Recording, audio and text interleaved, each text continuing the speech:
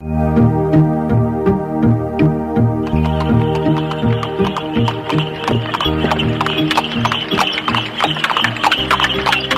horses' hooves are beating along dusty roads, taking us on a journey connecting the past to the present.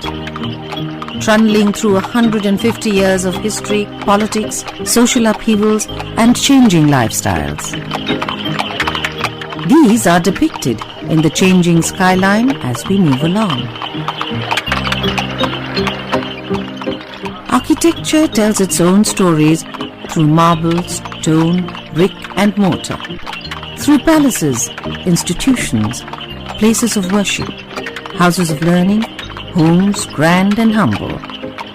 They are silent, but they speak volumes. Let us travel in time.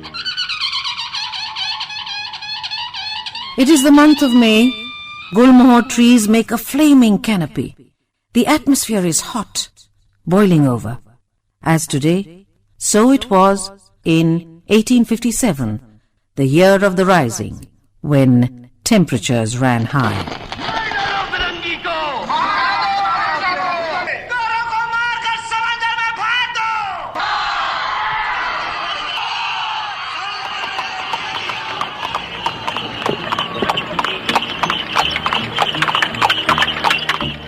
This horse-drawn carriage that is taking us along is from those very times. As then, today too, it carries us to the first stop, which is at the edifice of the British Raj, the Victoria Memorial. The Victoria Memorial, reflecting its glory in water tanks amid lush green lawns. The angel of victory atop moves imperceptibly, sovereign of all it surveys. We enter the portals of this imperial legacy. At the gate is the emblem of the sun that was never to set on the British Empire.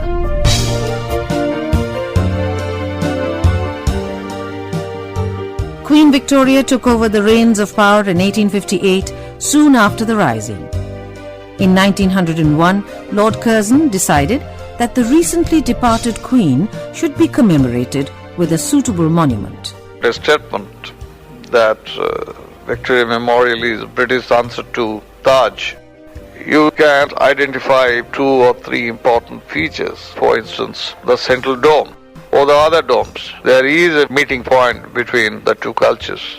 The design has been influenced largely by St. Peter's Basilica. Second, the Ionic columns, the arches, terrace and needlework which are there in each and every spire. This is one of the finest examples of Indo-Saracenic movement. That was Chittaranjan Panda, curator, Victoria Memorial. The memorial told the story of firmly established power. This was a monument of the invincible. Cut back to the early days, to the Red Fort in Delhi. Here the story is different. There's a struggle.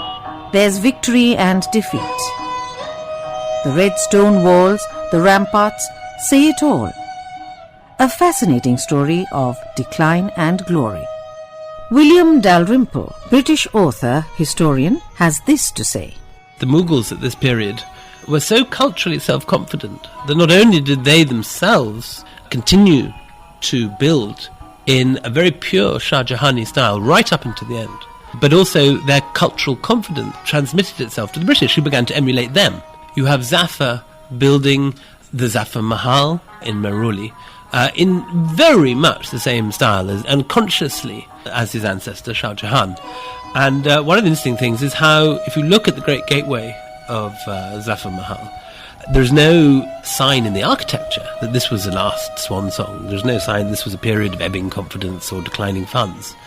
The late Mughal architecture of Delhi is beautiful, it uses excellent materials, and it shows, as does the poetry of the period, and indeed the painting of the period, a revival and a renaissance at the end. And only someone today looking at it with the benefit of hindsight would recognise that this was an empire in terminal decline. The Red Fort witnessed the rise and fall of two empires, the Mughal and the British, on Indian soil. When writing of the wanton destruction of Zafar's palace and the construction of faceless barracks, British historian Ferguson opined that the destroyers didn't even think of preserving any record of the most splendid palace in the world. The trail of destruction left its mark throughout the country. Calcutta, Raniganj, Banaras, Kalpi, Agra, Meerut, Delhi, Kanpur, Lucknow.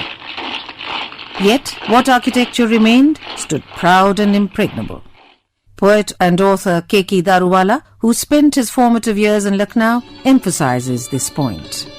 Lucknow itself was an architectural marvel. For instance, the Bada Imambada, the Chota Imambada, and the Rumi Gate. The Imambada, as you know, is a wonder because there are no pillars in it, and it's a huge sprawling building. And in those days, when there were no other buildings cluttering this tremendous vista, it must have looked much more imposing than it does today. Bishop Heber, who travelled in these areas in 1823 and 1824 and then later, he thought that this was the finest complex of buildings in the world. Well, the world had St. Peter's and Rome, the Vatican, you can imagine. It was a very flattering statement. Abha Lamba, conservation architect based in Mumbai, tells us of the post-1857 architecture of India and the dynamics that contributed to the colonial and later imperial architectural expression.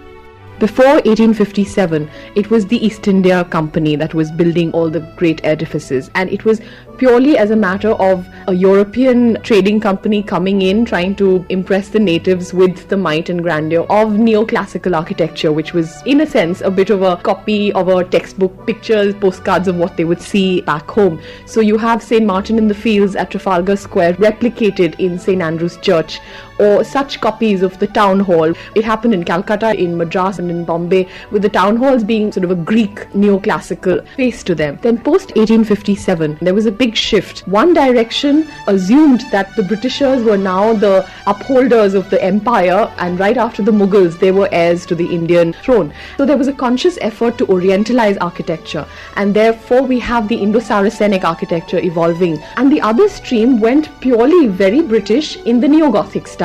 And what was high Victorian in England, they represented the new structures in a purely Victorian Neo-Gothic style, which is then seen in the Victoria Terminus, the Bombay University, and other such structures. For effective governance, many Western institutions of education, health, culture, transportation, communication were introduced with their own architectural requirement. For example, besides tracks, the railways needed stations, platforms, railway colonies and settlements. The stations had their own architectural styles, one of which is a World Heritage building today. The Chhatrapati Shivaji Terminus, erstwhile Victoria Terminus of Mumbai, is one such landmark of the times. Sharda Dwivedi, conservation architect, points out the relevant details of this architectural milestone. It's truly an incredible building. All of the credit goes to the architect, Frederick William Stevens, who was born in Bath, obviously influenced by that World Heritage city, and who used that same stone in the Victoria Terminus building. It's really quite incredible how he has marked out every little detail of the carvings, of the logos used. It's a very, very spacious building, intricately carved. You know, people tend to call all this architecture Neo-Gothic. I would call it Indo-Gothic, because the people who actually executed the work according to his designs were Indians. So they always lent it an Indian character. Peacocks, for example, in many areas of the terminus. Very wise use of stained glass has also been made in the building. Very beautiful in the dome. It's a U-shaped building where the U faces the west. So you get the advantage of the westerly breezes. There are lots of corridors, open logias. So it was excellent for ventilation. The corridors provided, shelter from the rain and the sun. And, it's very difficult to really describe such a wonderful building. The British ruled on. They built on and on. The independent princely states, not to be left behind, added their own stamp, telling a story of mutual influence.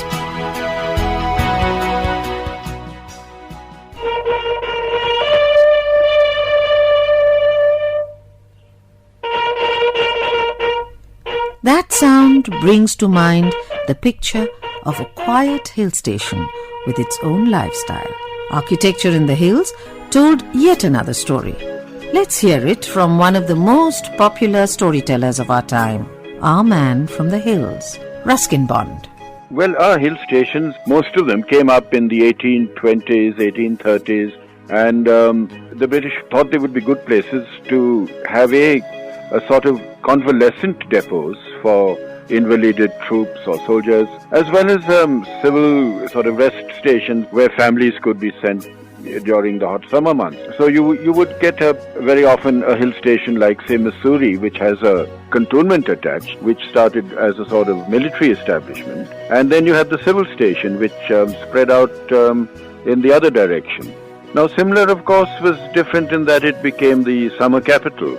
So you find the similar architecture really quite British in that the government buildings are sort of Georgian-style edifices, and whereas in perhaps hill stations like Missouri or Nainital or Darjeeling, which were not so official, so the houses came up more or less as summer homes. And then in almost every hill station, the center of social activity was the mall. And in the evening, people would promenade, do their shopping. In earlier times, there would be a theatre to go to, and then later on, right through the 20s and 30s and 40s, there were cinemas, there were dance halls, bands.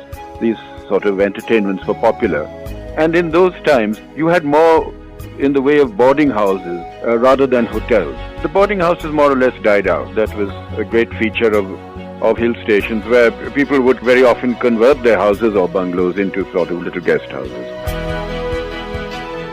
The architecture, the reflection of the homesick British psyche. The Indian style was different. It included the openness of our environment and its vastness. Charles Correa, a name synonymous with modern Indian architecture, elaborates on the essence of India's traditional style.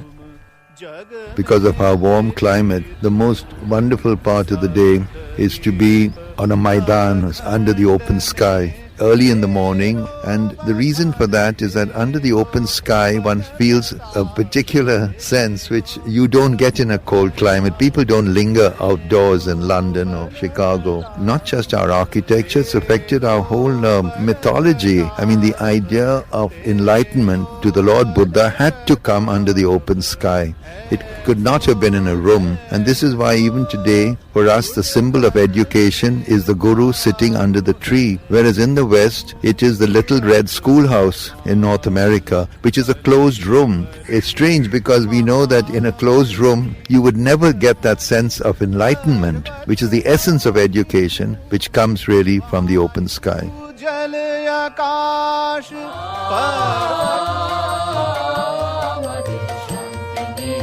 This song, the anthem of Vishwabharati University, Rabindranath Tagore's dream institution, says it all. Knowledge comes from the vast open skies, with no hindrances from narrow walls. Photographer Shomit Das of Kalabhavan Vishwabharati, whose subject of research is the architecture of Shantiniketan, has this to say. The studio in Kalabhavan, the artist can sit just next to the window and they can really enjoy the sunlight, the rain, and anything else in the nature, because it's a huge window which is touching the floor. Even the C shape of hostel. Why it is? Because the student can interact with each other. And again, the courtyard concept is from the very, very traditional architecture. They have a festival, whatever gathering, any guest come, the first welcoming space is that courtyard. These courtyard they have incorporated in the Shantiniketan architecture in many places. T Ravindran, Dean, School of Planning and Architecture, Professor of Urban Studies, adds, Tagore considered himself a world citizen. His understanding of nationalism was very inclusive and very broad understanding. And the kind of architecture that he used for building up in Shantiniketan are also reflective of this attitude towards being a world citizen. Though largely he used motifs and forms which are generated in Indian traditions, including that of the Ajanta-Ellora caves, Mughal architecture, and various vernacular forms which existed at that time. For instance, he built up an entire mud hut called Shamali, which was specially made to receive Gandhi when he visited Shantiniketan. And his purpose of doing that was also to demonstrate to the Santhal tribes that they can actually innovate and improve their construction system and make their buildings technologically more fit. That was the first attempt ever in India to actually source things from vernacular and classical sources simultaneously, and also in an inclusive way tap the Asian psyche for design, thereby using Chinese and Japanese motifs also occasionally in places. He built a number of buildings in Shantiniketan as part of this experiment. This was the Indian nationalist revival architecture. These fresh trends were generated to dissociate the Indian identity from those of the British. Banaras Hindu University was another example of this. It was at Gandhiji's request that architect Laurie Baker came to India, making it his home since 1945. He died early last month, leaving a void in the world of Indian architecture.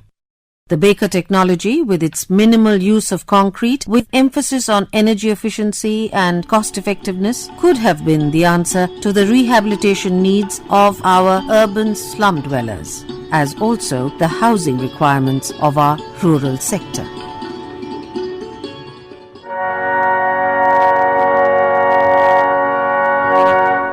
The sound of this pipe organ has echoed in the Christ Church of Shimla since 1899. The silhouette of Christ Church can be seen against the skyline for miles around. Shimla, the summer capital of the British Raj. Shimla has some of the most beautiful examples of hill architecture. The Viceregal Lodge, later the Rashtrapati Niwas, is the only building in Shimla that occupies an entire hill. Historian Raja Bhasin tells us more. Broadly speaking, it comes under the Scottish baronial style of architecture, but it does not follow a strict architectural style. There is Dutch burger, there is oriole windows, there are touches of Tudor, there are touches of English Renaissance, but the overall architecture can be classed as Scottish baronial. The highlights of this style are, one is of the stonework, and as overall given is a very imposing appearance, and the other thing is the buttresses and the mock fortifications that have been placed on top of it. Being the residence as well as the offices of the Viceroy of India, practically every major decision taken while the government was in Simla was somehow taken here. The 2 or 3 very major events that took place, such as the 2 Simla conferences which were held in the 1940s. Then several discussions leading to the partition of India were also held in this building. Shimla had become the summer capital, being the closest hill station to Delhi, which since December 1911 had become the capital of the British Raj, a shift from Calcutta. The king and the viceroy knew exactly how interdependent political power was to architectural style. They felt that the Indian traditional style should be inculcated. The architects for the new capital were Edwin Landseer Lutyens and Herbert Baker. Famed journalist and prolific writer Khuswant Singh, son of one of the main builders of the new capital, Sir Sobha Singh, gives us an insight into the style which assimilated the indigenous with the foreign.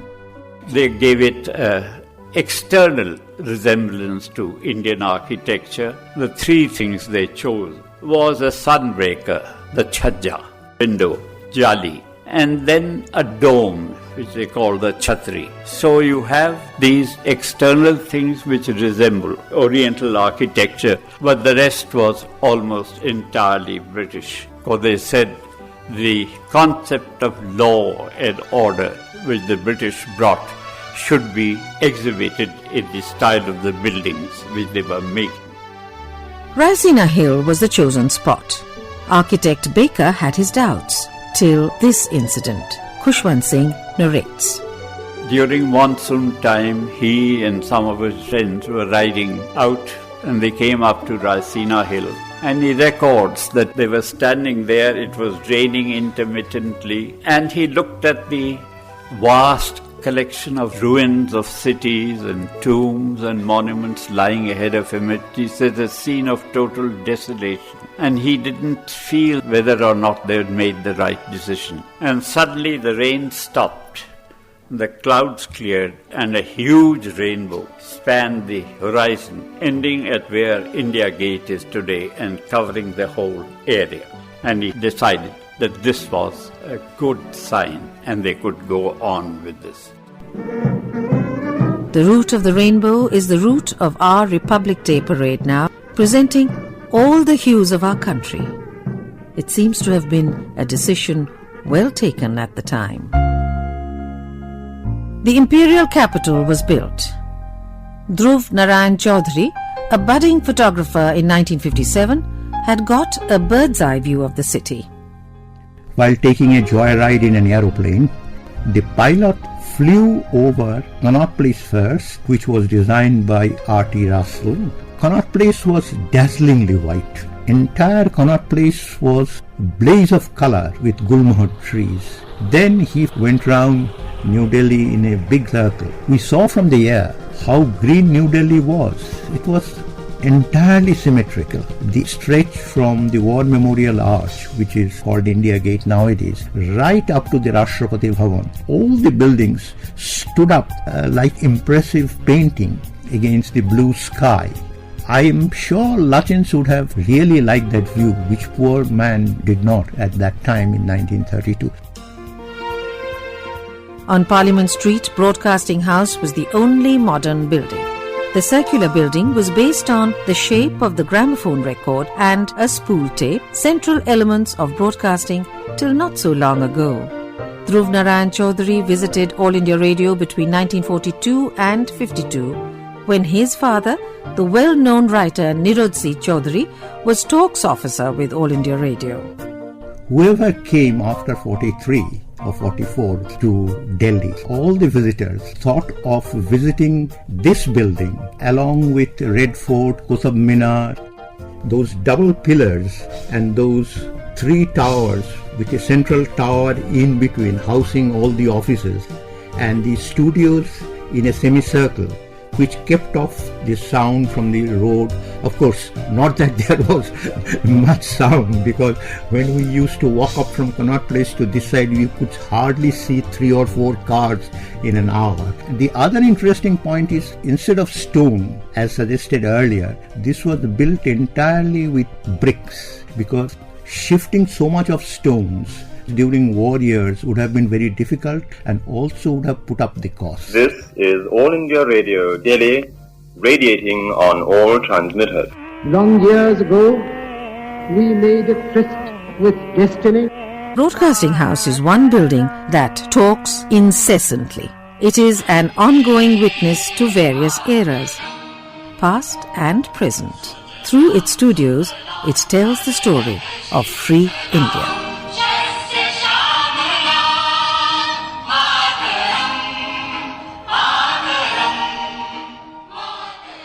Free India has to look after its remote corners too. Architecture here is shelter against the onslaughts of nature. Sloping roofs, raised wooden platforms, clinging on to the mountainside, looking frail but firmly grounded. Dipankar Banerji, historian with Guwahati University, talks about these Assam-type houses.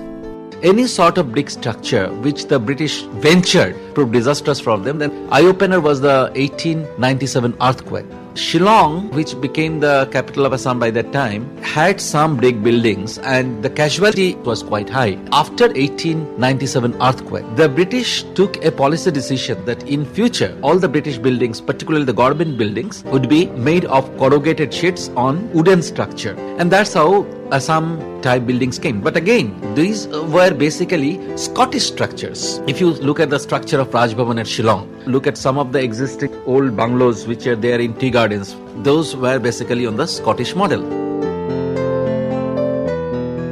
Back to the centre and post-independence architecture, demanding a vocabulary that's sufficiently indigenous yet capable of being dovetailed with the British buildings of yesteryears. T Ravindran.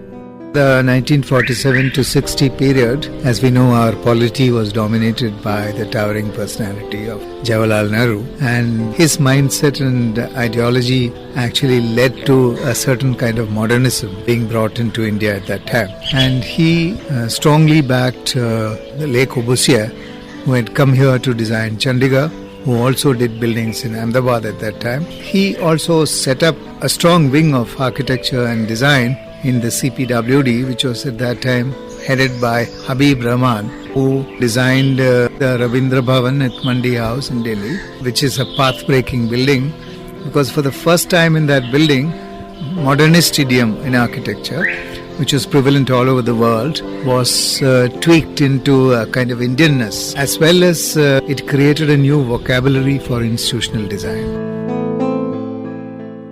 In the post-independence era, an explosion of cultural architecture took place, establishing the Indian identity. American architect Joseph Allen Stein, who chose to make India his home, used the Indian tradition of open spaces, light and tactile environment, sans pomposity. New Delhi became the base, as it was the centre of New India. T Ravindran adds, Joseph Allen Stein came from a romanticist tradition in the United States, and he was trained under a very well-known architect called Richard Neutra, whose idea of the relationship between nature and building was brought into the country by Stein. And he made some really path-breaking buildings in the city, including the India International Centre, which is in Delhi. We talk about Delhi's architecture as the architecture of New India. From the national revivalist architecture to the international modernism of the Baha'i house of worship. But can the new be sifted from the old? In modern Delhi, the middle class live in an aspirational bubble of fast-rising shopping malls, espresso bars, multiplexes, building a future that negates a past. Can this be sustainable no matter how much of the Vastu fad is followed within the four walls? E.B. Havel, an authority on Indian architecture at the beginning of the 20th century, said, "Architecture may be a profession, a business, an amusement, or a fashion, but it can never be a living art unless it is deeply rooted in the soil in which it grows." Today, these words once again are echoed by Charles Correa. Architecture is not a movable art, a portable art like music. A building is rooted in its soil and in the materials and in the technology and in the culture and the climate, etc. And that is also true of cities. There was a time when a city grew naturally, just like we have Varanasi. Like Darjeeling would be an example for any of those hill towns, all of Rajasthan, Goa. So it used to be that a city like Bombay or Singapore was what you might call a port town. And it had its own form. It has wonderful arcades, but there are verandas where you have restaurants, people sit out in the open. And then we have now the transplants coming from somewhere else and deforming these cities. So please, we must understand what is at stake. In fact, there's a wonderful phrase of Churchill, a person I'm not mad about, but this is one thing he said, which is fantastic. He said, "We build our buildings, and then our buildings build us."